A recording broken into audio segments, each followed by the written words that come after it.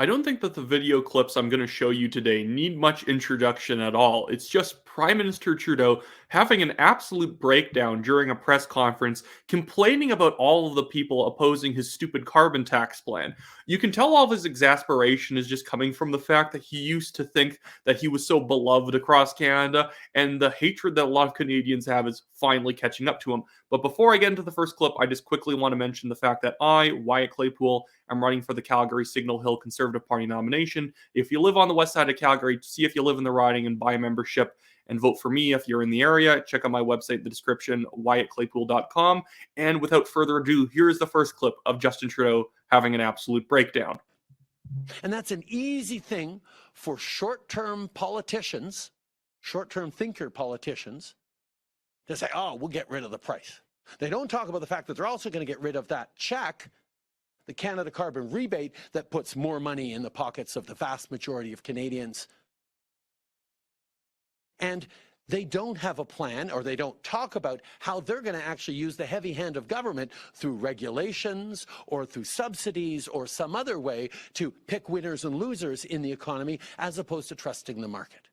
Now, your question, Rick, is sort of, well, that all makes sense. Why are so many people still against it? Well, you know, that's a question we all have to ask. But my job is not to be popular. My job, although it helps, my job is to do the right things for Canada now and do the right things for Canadians a generation from now. And that's what I've been focused on.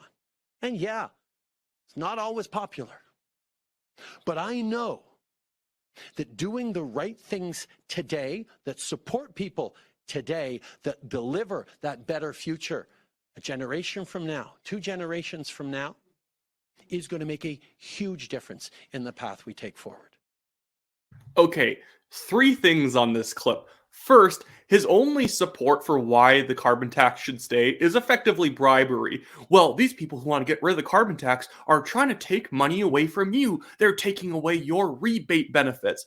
Well, man, if the actual rebate was benefiting the vast majority of Canadians, why would you have paused the carbon tax on heater oil in the Maritimes? It is a per unit tax and a rebate that goes to people regardless of what type of fuel they use. So, in theory, people using heater oil, even if heater oil is generally more expensive than natural gas, it should have still been benefiting them. But it wasn't, so they paused it. And then the second thing he says is he accuses his opposition of wanting to use the heavy hand of government to stop them, like the free market, from operating as it wants. What are you talking about? This is my thing with Justin Trudeau. He accuses everyone other than himself of being Justin Trudeau. Everything that he has done, he accuses other people of having done. The Conservatives obviously want to actually lower the amount of government intervention in the market on environmental grounds and all these other things. Obviously, every party utilizes the heavy hand of government in some way, other than if there was like an anarchist party. Every party is going to have some regulations, taxes, and whatnot. The thing is, the Liberals have the heaviest amount of regulations, restrictions, and taxes. He's not leaving it up to the market. I know people market the carbon tax as it's a market-based solution because it just simply puts a small price on pollution and then lets the market figure it out after that. You guys block pipelines. You guys prevent people from being able to ship oil and gas off the West Coast. You guys are actually one of the most restrictionist governments when it comes to energy on the planet. Yet you're trying to accuse like the NDP and the Conservatives of being worse. Completely insane. And then the last point, I actually kind of agree with Justin Trudeau that it is not his job to be popular.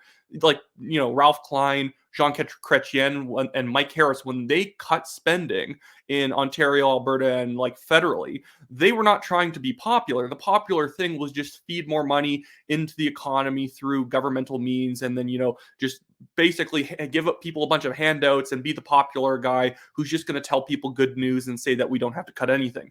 They did the unpopular thing at the time, and it was the right thing to do. The ironic thing is Justin Trudeau only does things to try and be popular. It's just in the last couple of years, all of his policy failures have finally arrived, and now everyone's turning on him, and now he's pretending that I'm just the principled politician trying to do the right thing, even if it might not be popular. The whole point of the carbon tax was to hand out rebates to people and pretend that you are helping them in order to be popular. That's why your only defense at the start of this question was to say, well, you're there trying to take away your rebates. You know, the only reason anyone still likes the carbon tax is because they're under the impression they're making more money than is being taken away from them, which is untrue. It's only true if you only look at the cost of energy and the rebates you get back, not the increased costs of food and other services. Okay, insane. Anyways, here is another clip of Justin Trudeau, even more exasperated. Well, how do you fight climate change? There are lots of different ways you can do it. You can bring in the heavy hand of regulations to force people to do different things.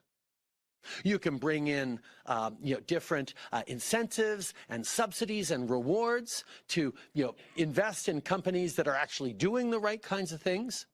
But that all involves the heavy hand of government weighing in on how we're going to do that. I prefer a cleaner solution, a market-based solution of saying, you know what? If you're behaving in ways that are going to cause pollution that is going to impact the whole community, you should pay for that pollution so the community then doesn't suffer the negative sides of it or have to clean it up on their own dime. This is just stupid. The guy seems like he needs to be on lithium or something to calm himself down. No, Justin Trudeau is not in favor of market-based solutions. A market-based solution is something that happens inside of the market. I hate this argument that whatever the government does, they can just label it as a market solution and suddenly it's not the heavy hand of government. Again, let's just ignore the carbon tax for a second. Look at all the other environmental regulations that the Liberals have passed while they're in government that restrict the ability for oil and gas companies to operate, that put extra taxes on different industries for environmental reasons. They shut down the tech mine in Alberta for not passing their environmental assessment sort of review, and these people who had been paying massive amounts of money into trying to get this mine started up, and the government was just putting them on hold and then suddenly said nope, and basically wasted hundreds of millions of dollars on that project that never actually got to go forward. And the thing is too, he's acting like this is the carbon tax is a tax meant to stop smog in cities. It's trying to go back to the Milton Friedman more libertarian argument for certain taxes on certain behaviors. Yes, it makes sense that you are taxing cigarettes because cigarettes are bad and it puts pressure on the public healthcare system. So people should have to pay for things that are significantly bad for their health in a way that you couldn't even argue that doing it a little bit doesn't affect you. And then, so Milton Friedman's argument back in the 60s and 70s was, yes, you can have a pollution tax on every new car sold because that car will be putting out pollutants into the air, which back in the day was actually causing such massive amounts of pollution that you couldn't even see in Los Angeles because of all the smog. We do not have smog problems anymore.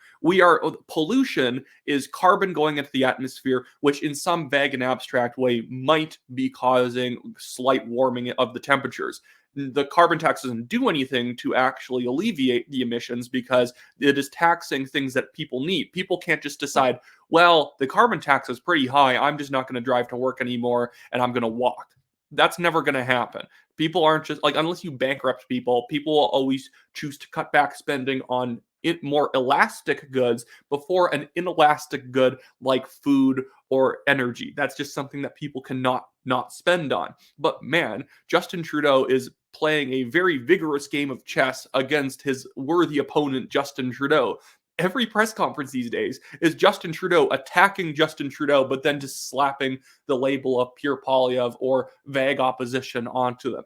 There's only one premier currently in Canada who is actually in favor of the carbon tax, and that's David Eby. And it's only because BC already had its own carbon tax, so they kind of have to own it at this point.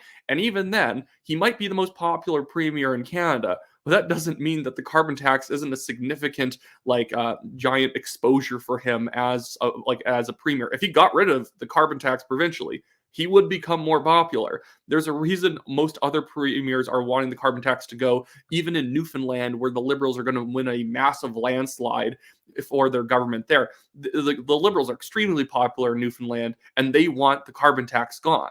Justin Trudeau should maybe listen to these people, but he's going to pretend that the only people who oppose him are Premier Danielle Smith, Scott Moe, and Pierre Poilievre, because all those other opponents to the carbon tax, like Wab Kinew and like Houston and Newfoundland, all of these other provinces, they're less convenient opponents because they all tend to be allies of him on other issues. Anyways, that should be it for me today. Again, I'm Wyatt Claypool. I'm running for the Calgary Signal Hill Conservative Party nomination. So if you live in this riding, this is what the new boundaries will look like after April. Buy a membership. Check out my website, wyattclaypool.com. And all of you can also contribute to the National Telegraph's legal fund. We have this ridiculous billionaire developer suing us for defamation he cannot prove. He's basically mad that a lot of people have done negative reporting on him, factual negative reporting. And so he tried to sue us a year and a half after most news came out about him. We just repeated some of the same stuff. So he's trying to sue us in order to gain a fake apology from us, so he can pretend every negative thing ever said about him is somehow illegitimate. It's not. All the things said about him are true, but he's just thinking that he could beat up on a 21-year-old at the time. I was 21 when this lawsuit started, in order to try and pretend that everything, people have ever accused him of is somehow just a smear attack against him. He never sued the Globe and Mail for doing the initial reports on him, these long investigative reports, but he'll try and sue the National Telegraph and Wyatt Claypool because, I'm truly the real threat to his reputation. Anyways, that should be it for me today, guys. Have a good one.